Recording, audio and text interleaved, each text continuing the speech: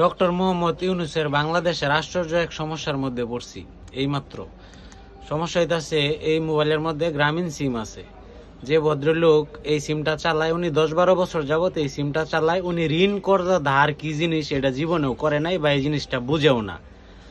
এখানে রিচার্জ করতে আসছে 49 টাকা। আমি রিচার্জের জন্য চাপছি, দেখাইতেছে ওনার 200 টাকা ইমার্জেন্সি ব্যালেন্স নেওয়া আছে। তো এটা বলার পরে উনি বললো উনি কখনোই নেয় নাই, এরকম ধার কর্য করে নাই। আমিও এখানে গাইডটা কোনো মেসেজ পাই নাই যে মেসেজের মাধ্যমে জানানো হয়েছে যে আপনি ঋণ করছেন। এখানে কোনো মেসেজই নাই। ঋণ করলে তো একটা মেসেজ থাকে যে আপনি লোন নিছেন, এই লোনের একটা SMS থাকার কথা, কোনো কিছুই নাই।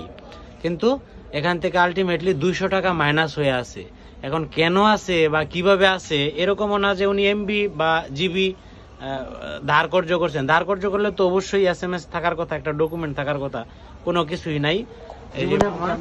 ঋণ করছেন কোনোদিন?